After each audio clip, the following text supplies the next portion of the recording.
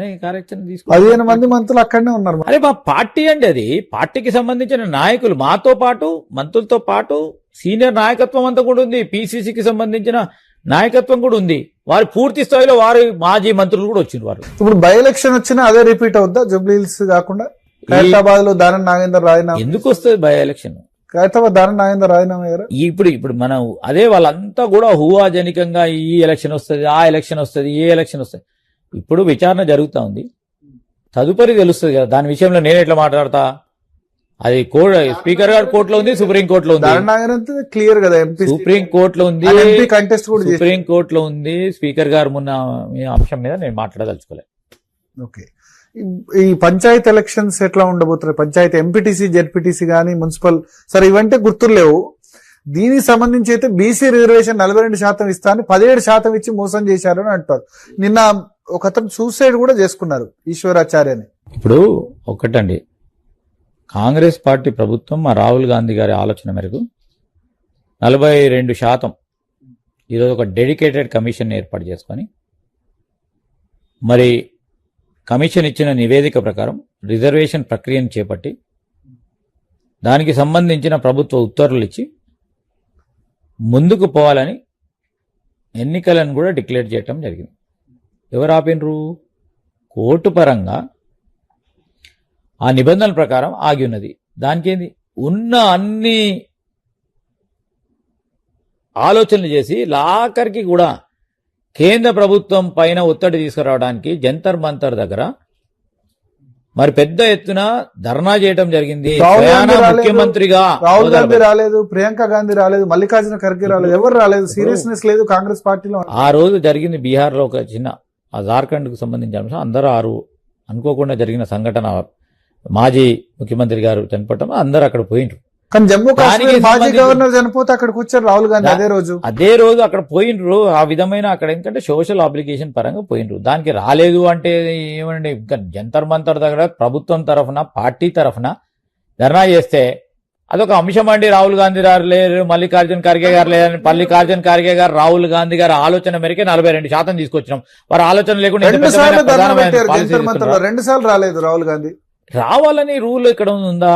42% ఒక ప్రధానమైన ప్రభుత్వ పాలసీ నిర్ణయం తీసుకున్నప్పుడు మా ఏఐసిసి ఆలోచన లేకుండా ఎవరైనా చేస్తారా? అసలు ఆలోచన ఉంటే వారి విధంగా మాట్లాడుతున్నారు. కావట్లేదు. పంచాయతీలో బీఆర్ఎస్ కంటే తక్కువ రిజర్వేషన్ వచ్చింది. నేను ఈ రోజు మొత్తం మీద మీరు లెక్క చేసుకోండి, మొత్తం 42% కంటే ఎక్కువే మొత్తం రాష్ట్ర వ్యాప్తంగా కూడా మా బలహీన వర్గాలకు సంబంధించిన సోదరులు ఎన్నికై వస్తారు. అప్పుడు 42% కంటే బీసీలు ఎక్కువనే ఉంటారు. చూడండి, కానీ మీ పార్టీ పరంగా మీరు ఇస్తా అని చెప్పారు, ఎక్కడ మరి 100% దానికంటే ఎక్కువనే ఇస్తున్నారు. ఓకే, మీ మంత్రులు అంతకంటే ఎక్కువ, అంతకంటే డబ్బులు ఇచ్చాము మేము. ఓకే, దాంట్లో ఇష్యూ లేదండి. ఎక్కడ అన్ని నియోజకవర్గాల్లో అట్లానే ఉంది. పిసిసి అదేవిధంగా ముఖ్యమంత్రి గారు, పిసిసి అధ్యక్షులు మహేష్ గారు, అదే ముఖ్యమంత్రి గారు స్పష్టంగా 42% పార్టీ పరంగా ఈ రోజు ముందుకు నడవాలి అని చెప్పిండ్రు. పార్టీ పరంగా లేదు అక్కడ. అయినా మేం బలపరిచే మా పార్టీకి సంబంధించిన సోదరులు తప్పకుండా 42% పైమించే ఉంటదని, ఉండే విధంగా అన్ని చర్యలు తీసుకోవటం. సార్, మేము మేనిఫెస్టో కమిటీ చైర్మన్ కాబట్టి అడుగుతున్నా, ఈ 42% లెక్క ఎట్లా వచ్చిందని అడుగుతున్నారు వాళ్ళు.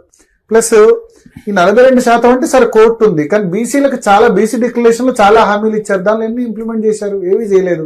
వర్గీకరణ కూడా చేస్తామన్నారు, ఈ పొలిటికల్ రిజర్వేషన్ లో కూడా ఏబిసిడి వర్గీకరణ ఉంటుందని చెప్పి అవన్నీ చేయలేదు.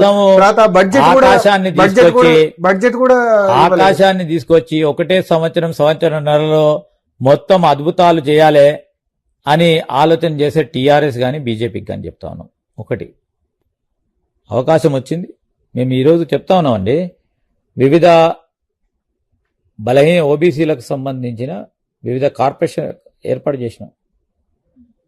కార్పొరేషన్ తోని వారి సంక్షేమానికి సంబంధించిన అంశాలను కూడా దృష్టిలో పెట్టుకుని ముందుకు నడుస్తా ఉన్నాం. ఈరోజు డెడికేటెడ్ కమిషన్ వేయాలి. ట్రిపుల్ టెస్ట్ కు సంబంధించిన అంశం విషయంలో సుప్రీంకోర్టు ఇచ్చిన ఆదేశాల మేరకు నడిచినాం. ఏదో సొంతగా అభిప్రాయం చేయలే, స్పష్టంగా సైంటిఫిక్ గా శాస్త్రీయబద్ధంగా ఏ కార్యాచరణ తీసుకుంటే దేన్నైనా తప్పు పట్టవచ్చు, వాళ్ళు ప్రతిపక్షంలో ఉన్నా తప్పు పట్టాలి, ప్రతి ఒక్కరైనా తప్పు పడతా ఉంటారు. సూసైడ్ చేసుకున్నారు ఈశ్వరాచార్య వ్యక్తిని, మీరు ఏమైనా మెసేజ్ ఇస్తారా వాళ్ళకి? ఎట్లా బీసీ రిజర్వేషన్ మీద నెక్స్ట్ ఫర్దర్ యాక్షన్ దాని మీద? అంటే ఈ రోజు నేను సున్నితమైన అంశం ఇది, నాకు తెలియదు అది. దానికి సంబంధించిన మిత్రులు ఎవరైతే ఆందోళన పడొద్దు, కాంగ్రెస్ పార్టీ ఈరోజు రాహుల్ గాంధీ గారు కూడా స్పష్టంగా 42% రిజర్వేషన్ కలిగేయాలనే ఉద్దేశంతోనే ముందుకెళ్తా ఉన్నాం. ఆ క్రమంలో రాహుల్ గాంధీ గారు కూడా స్పష్టం చేయడం జరిగింది, కేంద్ర ప్రభుత్వం ముందుకొచ్చి 50%కి సంబంధించిన సీలింగ్ని ఎత్తివేసి జనాభా ప్రతిపాదికన రిజర్వేషన్లు ఏర్పాటు చేయాలని అనేక సందర్భాల్లో కేంద్ర ప్రభుత్వాన్ని డిమాండ్ చేస్తా ఉన్నారు, కోరుతా ఉన్నారు. ఈ రోజు మా ప్రభుత్వం రాహుల్ గాంధీ గారు హైదరాబాద్కు వచ్చినప్పుడు కూడా స్పష్టంగా చెప్పడం జరిగింది, రాజ్యాంగానికి సంబంధించిన సవరణ తీసుకురావాలి. మేము వచ్చిన మొదటి రోజే కాంగ్రెస్ పార్టీ ప్రభుత్వం కేంద్రంలో వచ్చిన తర్వాత తప్పకుండా ఈ అంశం ప్రధానమైన అంశంగా తీసుకొని సవరణ చేస్తామని ఇదే హైదరాబాద్లో బలహీన వర్గాలకు సంబంధించిన సదస్సు జరిగితే, ఇదే 42%కి సంబంధించి సదస్సు జరిగితే అక్కడ స్పష్టంగా చెప్పడం జరిగింది. రాహుల్ గాంధీ ఇక్కడికి వచ్చి పార్టిసిపేట్ తెలియదు కానీ అక్కడెక్కడో జంతర్ మంతర్లో రాలేదు. ఎందుకు రాలేదు?